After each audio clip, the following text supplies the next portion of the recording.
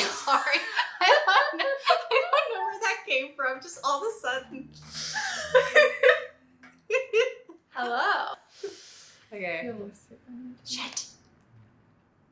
Hey, hello. Hello. Hey. So, we're going to do a November wrap up today. Yes. Very exciting. We read a lot of really, really good books in November, so let's dive right into it. yeah. So, what's the first book that you read, Jessie? Yeah, so the first book I read is Girl, Serpent, Thorne by Melissa I'm sorry, I can't pronounce her last name. Bashardouse. It's a very cool last name, however you pronounce it.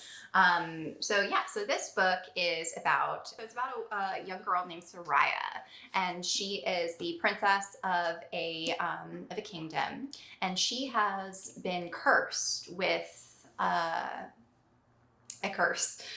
The curse has rendered her with the ability she can't touch people. And so she's basically gone her entire life without being touched. And which it's really interesting. And when she has really strong emotions, her veins begin to turn green. And so it's a very in-depth thing. I don't like that. It's creepy, yeah. And so she's been really hidden away during her life, and so she's really trapped up in the kingdom, and her brother is the Tsar. So essentially there is a group of demon beings essentially that have tried to kill her brother, and so one of them is captured, and she knows that those people have experience with curses, and so she wants to break in and see if the demon can help her. And along the way, she also meets a young boy who, for the first person, who is not afraid of her, and some very interesting things ensue along the way. And I think that this book is interesting. I think that it's more geared towards younger readers. I found it was a great story for of a young girl kind of learning for the first time what the world is, that nothing is really as she thought it was as she grew up, how we all kind of went through that. Coming of age, exactly like that. Your first crush, first real love and everything. I do think this is a good read for younger readers. It also has some LGBTQ plus themes, which is really lovely as well. And if you're into fairy tale retellings, this is a good book for you. I believe I gave this a 3 out of 5. If you want to read what I wrote about it, check out my bookstagram. Have some information about that there. Cool. Yeah. What was your first read, Sophie? My first read is not here because actually a roommate is reading it. But I read The Secret Life of Addie LaRue. The Invisible Life of No, Addie LaRue. that sounds wrong. No, I always want to call it The Secret Life of Addie LaRue for some reason. Whenever I go to type it, I always type it as The Secret. I'm no, it's The Invisible Life of Addie LaRue. As I was saying it, I was like, this doesn't sound right. The Invisible Life of Addie LaRue by V.E. Schwab. About a young woman who is from the 1700s, and she makes a wish that this demon-like creature grants. Well, he's not really a demon. He's I'll leave that for you to find out. It is up to interpretation. It is a dark entity who is a character in this book, and this dark character demon thing grants her wish. She was running away from essentially a marriage that she did not want. Yeah. And so her wish essentially was to not have to go through with it, a way to run away and not be seen anymore. Yeah.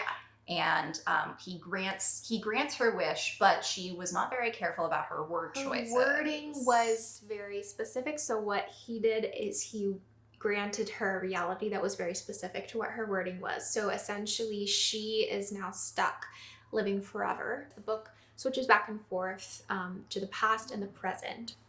So it goes back to her life in France, sort of telling the story of her family, and switching back to the present. Every single person that she meets in her life forgets who she is as soon as they leave. So if she walks into a store and says hello to the cashier, if she walked out of the store and then walked back in, the cashier would have already forgotten her. So this book takes a big twist when one day Addie meets a character who remembers her. And actually Jessie and I both gave it different ratings. Yeah. Yes. I gave it a 5 because I'm literally obsessed with this book. It's so good, so bittersweet, so like we have to do a review on it just because there's so much I want to talk about it. But if you want to see what I've already said about it, bookstagram. I mean, I'm wearing a headband based on Jessie's it. wearing an Addie LaRue headband right now, and she was in shock when she finished the book. Oh my god, yeah, I love it so much. I gave it a 3.75. But like, we'll talk about that more in review because I don't want to get really heavy into it now. What I will say is I would absolutely recommend this book. It is undoubtedly a good book. The reason why I'm giving it a 3.75 is little nitty gritty things that I think could have been better. Next on my reads, I read another V.E. Schwab. I read the Darker Shade of Magic series, which introduced me to two of my lovely new book boyfriend and girlfriends, Kel Maresh and Lila Bard, but introduced them from this book. And so Darker Shade of Magic is basically about a young man named Kel, and he is a traveler between worlds. So in these different worlds, there are 4 different Londons. So he can only travel between these 4 Londons. All the rest of the worlds are different. It's just London they have. And so they're referred to as Grey London, a London with no magic, Red London, the London that Kel's from, which has like a reddish sheen of magic kind of all around the city. And so that's why they call it Red London. White London, which is very like drab and it still has magic, but it's very muted in color and very like life drained out of it. And Black London, which no longer exists. It was taken over by like magic itself and no longer exists in this world. So Kel travels between these worlds as kind of a messenger for the kings in the different realms. And he is known very particularly by his coat, which he just like flicks around and it turns into like a different coat every time, and it's really, really cool, and I love it so much. And also by his completely black eye, which is a trait of an Antari, which is what Kel is referred to as the traveler between worlds in Antari. And he is thrown on this wild quest when someone requests him to take a specific item, well actually a letter, from one London to the next, which turns out to be a forbidden item. And that's how he meets Lila Bard in Grey London, the no magic London, and they're thrown into this whirlwind crazy scenario of trying to get rid of this forbidden item and essentially save all of the Londons. And Lila is one of my favorite female characters. I took a while to warm up to her, but she's really, really badass and really, really fun and takes like no shit whatsoever. If you want a crazy like relationship between a man and a woman of just like sass, which I love. I love that kind of relationship. I love that. My favorite kind. Exactly. Kel and Lila are very much that. And I also read the other 2 books in the series, Gathering of Shadows and Conjuring of Light. And I don't want to give away any spoilers, but it continues through their journey in Gathering of Shadows and then continues their journey on in Conjuring of Light. Both are very, very, very good. My favorite of the 3, I think, was Conjuring of Light. I'm not really going to give a synopsis of these 2 just because it'll kind of give away the first one a little bit. But I believe I gave A Darker Shade of Magic a 3.5, I want to say, because I just wanted more. I think it was a really good read, and I would recommend it to anybody. But when I was finished, I was like, oh yeah, that's a good book. That's nothing I would like immediately want to go reread, but it was really good. And A Gathering of Shadows, I believe I gave a 3.7 because it was kind of similar in that way where it took a really long time for me to get to the parts that I wanted to get to, essentially. There was a lot of buildup. Once I got to that part, I was like, yes, this is everything I've been waiting for, and this is amazing. But it took a really long time to get there. And Conjuring of Light, I believe I gave a 4 because it was just really good all the way through. It was really enjoyable. The characters are fabulous. I think I just wanted a little bit more of the characters themselves. I'm a very plot-driven and character-driven person, so this was very plot-driven, and I wanted a little bit more character-driven stuff from it, and I think that's why I gave it a 4. Yeah.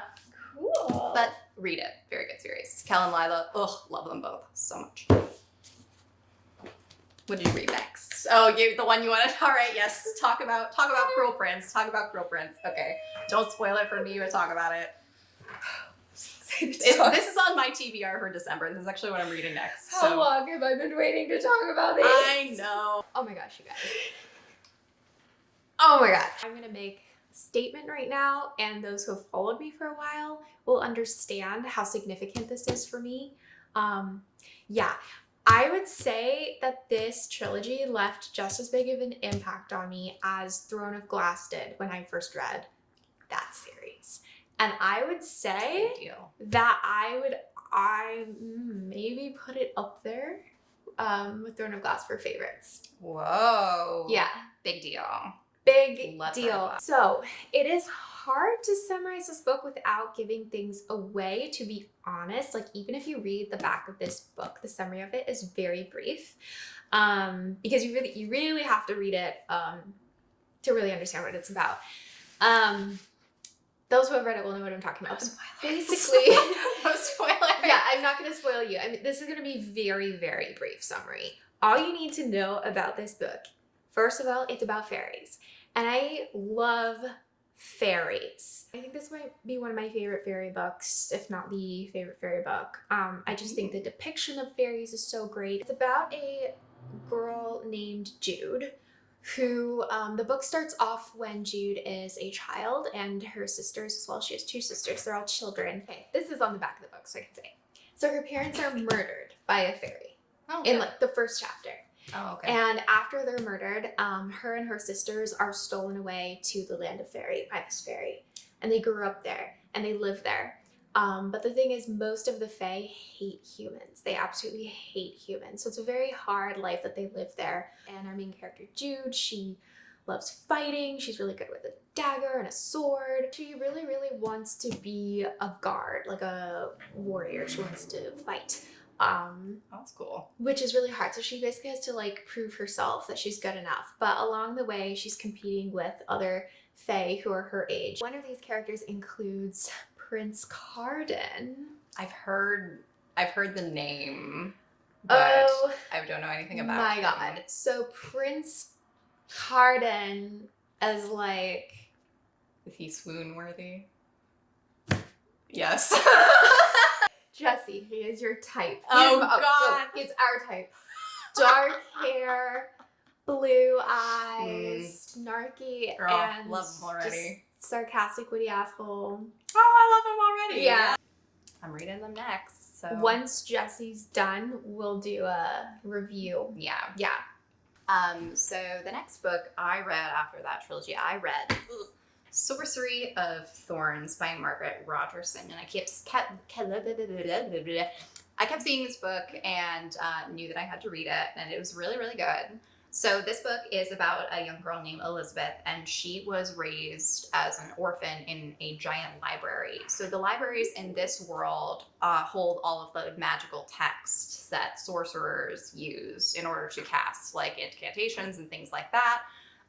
Different forms of magic are all kept in them in the grimoires there.